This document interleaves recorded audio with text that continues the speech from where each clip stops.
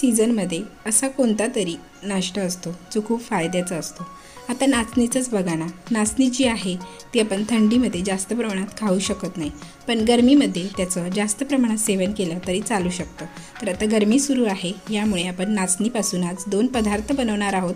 खूपच हेल्दी आणि पौष्टिक आहेत, तर रेसिपी शेवटपर्यंत बघा।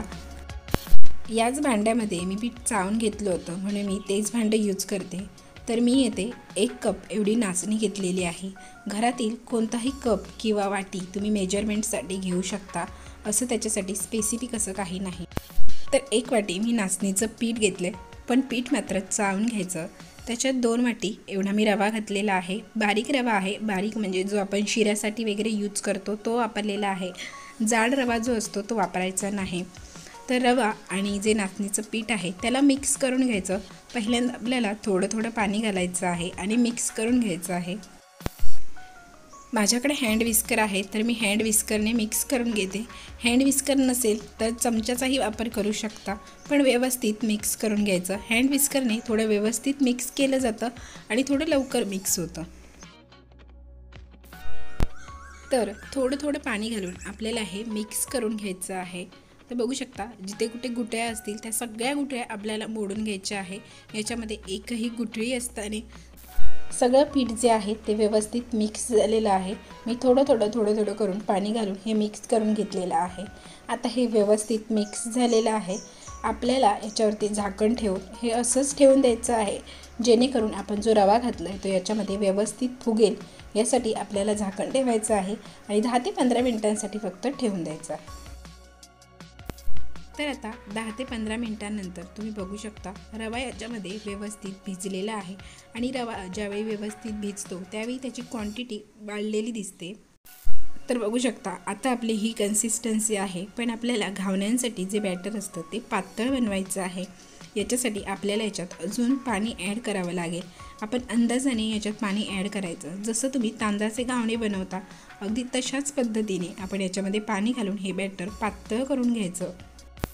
आता तांदळाचे घावणे बनवताना कसं आपण तांदूळ भिजत घालतो आणि मिक्सरला लावतो आणि थोडेसे रवाळ असे ते ठेवतो, तसंच इथे आपण काय केलेलं आहे की चिकचिकीत होऊ नये याच्यासाठी आपण याच्यामध्ये 2 चमचे एवढा रवा घातलेला आहे, जेणेकरून घावणे आहेत ते व्यवस्थित येतील। फक्त हे जे बॅटर आहे ते आपल्याला थिक ठेवायचं नाही, तर पातळ ठेवायचं आहे। याच्यामध्ये चवीसाठी मीठ घालून घ्यायचं, जेवढं आपल्याला पाहिजे तेवढं घालायचं आणि व्यवस्थित मिक्स करून घ्यायचं। परत एकदा काय करायचं की या बॅटरमध्ये हात घालायचा आणि चेक करून घ्यायचं की थोडंसं रवा लागते का। तर बघू शकता थोडंसं रवा असं लागतंय घावण्यासाठी, आपल्याला तेवढं ओके आहे। आता घावणे काढण्यासाठी आपल्याला या डाऊलचा किंवा चमच्याचा वगैरे वापर करायचा नाही, तर आपल्याला काय करायचं, इथे कप वापरायचा आहे किंवा वाटी वापरायची आहे, जो या डाऊलपेक्षा थोडासा मोठा असेल, म्हणजे बॅटर आपलं कमी पडणार नाही। कारण पहिल्यांदाच आपण जर छोटं भांडं वापरलं आणि बॅटर कमी पडलं तर दुसरं बॅटर घेईपर्यंत पहिलं जे बॅटर आहे ते सुकतं। याच्यासाठी आपण बॅटर थोडंसं जास्तच घ्यायचं। तर मी इथे पॅन गरम करायला ठेवलेला आहे। हा जो पॅन आहे याच्यावरती मी डोसे आणि घावणे करते। हा नॉनस्टिक पॅन आहे, तुम्ही याच्या जागी भिडं वापरलं तरी चालेल, पण घावणे बनवताना आपल्याला नेहमी तेल अप्लाय करावं लागतं। तसंच मी ब्रशने तेल लावलेलं आहे। तर तेल चांगलं तापलं की मग आपण काय करायचं, याच्यावरती घावणे घालायचे। तर आता व्हिडिओमध्ये जसं मी दाखवते तशा पद्धतीने तुम्ही करू शकता। तर अशा पद्धतीने व्यवस्थित असं पसरवून घ्यायचं आणि आपला पॅन जो आहे तो थोडासा हलवायचा। तर बघू शकता जसं मी पीठ घालते तसंच त्याला जाळी सुटलेली आहे, मस्त होल असे दिसत आहेत। घावणा घातल्यानंतर लगेचच आपल्याला याच्यावरती झाकण ठेवायचं नाही, तर 1 ते 1.5 मिनिटांनी आपल्याला याच्यावरती झाकण ठेवायचं आहे। काही जण झाकण ठेवत नाहीत, नसेल ठेवायचं तर नाही ठेवलं तरी चालेल, पण जर झाकण ठेवलं तर घावणा जो आहे तो वरून देखील शिजला जातो। आता काही जण काय करतात की घावणा पलटी करून घेतात, तसं घेतलं तरी चालेल, जसं तुम्ही करता अगदी तसं करून घ्या। तर मी गॅसची फ्लेम जी आहे ती मोठी ठेवलेली आहे आणि झाकण काढताना आपल्याला ती बारीक करायची आहे। तर बघू शकता मी आता झाकण काढलेलं आहे, फक्त 1 मिनिटभर मी झाकण ठेवलं, झाकण काढले। आता घावण्याच्या कडा देखील साईडने सुटलेल्या आहेत। तर आता व्यवस्थित येतोय का बघूया।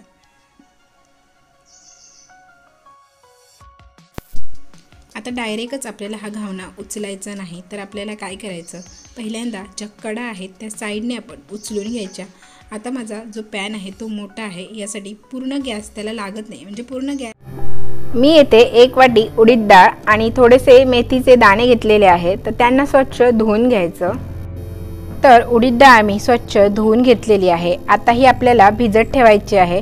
तर यात मी पाणी घालते। पाणी आपल्याला उडीद डाळीच्या वरतीपर्यंत पाहिजे, थोडंसं जास्त झालं तरी चालू शकतं। 3 ते 4 तास आपण हिला पाण्यात भिजत ठेवायचं। याच्यावरती झाकण लावून मी 4 तासासाठी ही डाळ अशीच ठेवून देते। 4 तासानंतर तुम्ही बघू शकता डाळ आणि मेथी चांगली भिजलेली आहे। तर ही डाळ आणि मेथी आपल्याला मिक्सरमधून बारीक वाटून घ्यायची आहे। मिक्सरमध्ये ही डाळ मी घालून घेणार आहे आणि पहिल्यांदा आपल्याला पाण्याचा वापर करायचा नाही। जसं आपल्याला पाणी लागेल तसं आपण याच्यात पाणी वापरायचं। जसं आंबोळी बनवण्यासाठी आपण उडीद डाळ बारीक वाटतो, अगदी तशाच प्रकारे आपल्याला ही बारीक वाटायची आहे।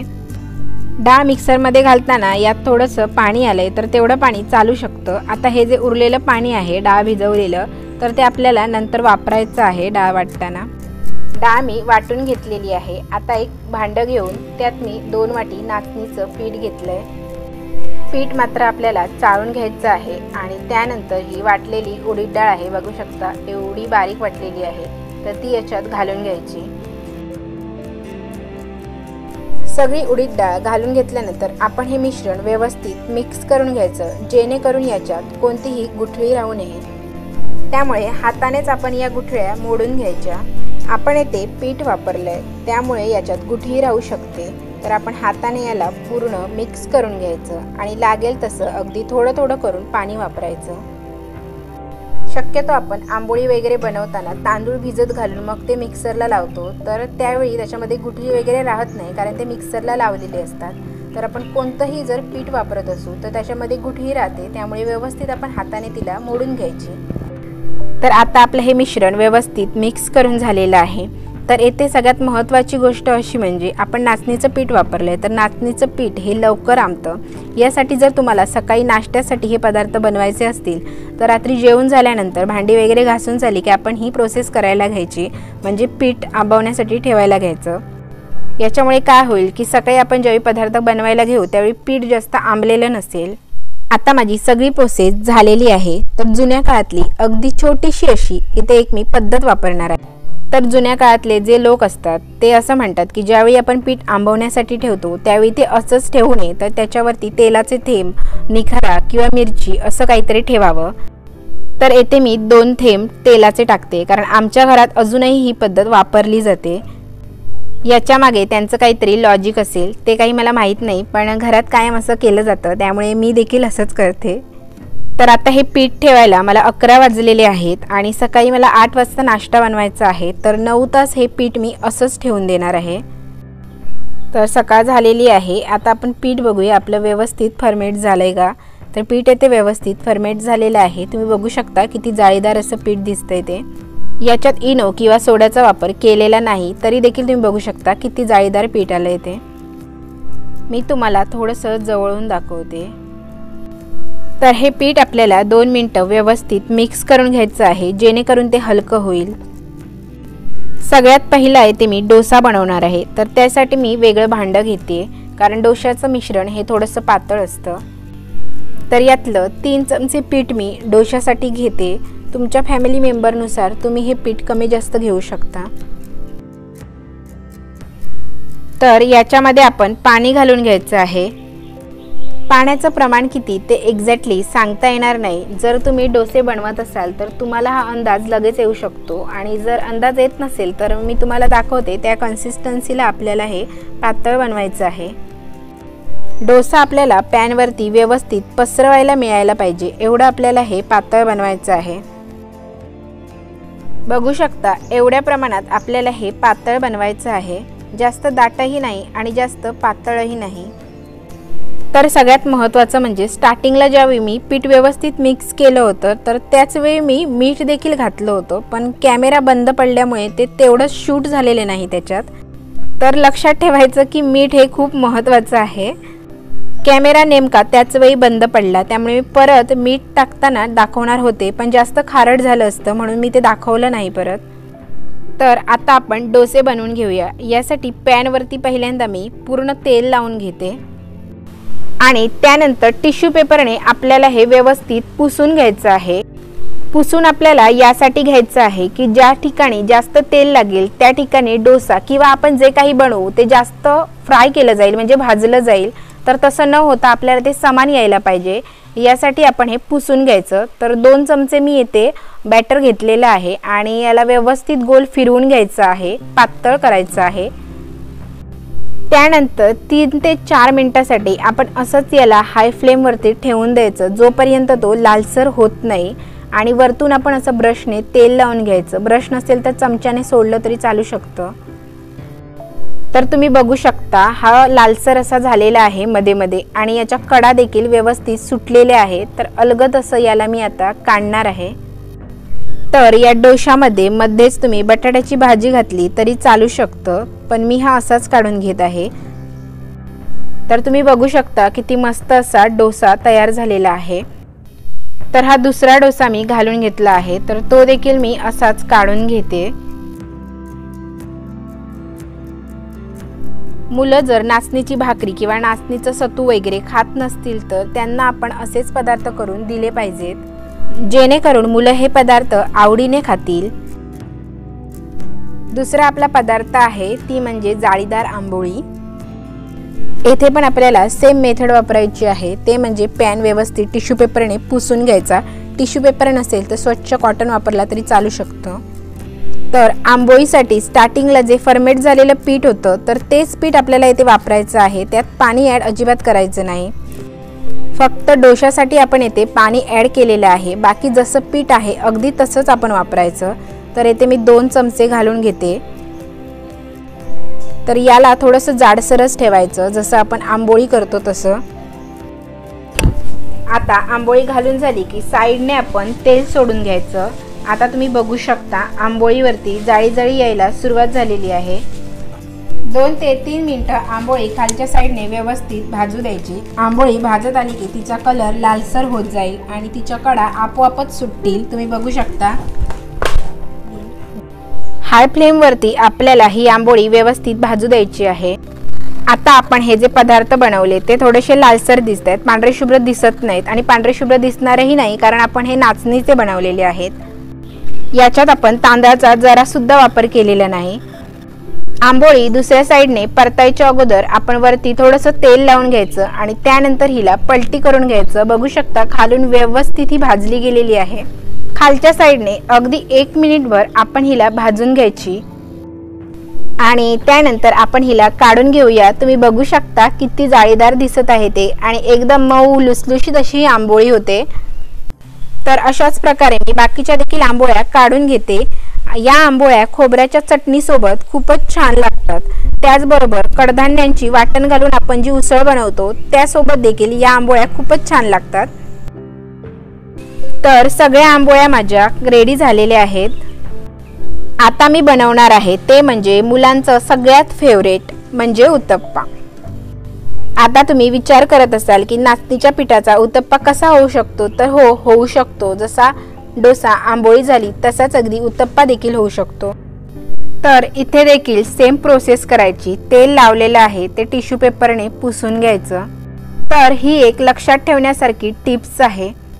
आपली आंबोळी किंवा पोळी जर समान भाजली पाहिजे, कच्ची राहू नये, तर आपण टिश्यू पेपरने किंवा कपड्याने पॅन व्यवस्थित पुसून घ्यायचा आणि बॅटर घातल्यानंतर आपण साईडने तेल सोडून घ्यायचं.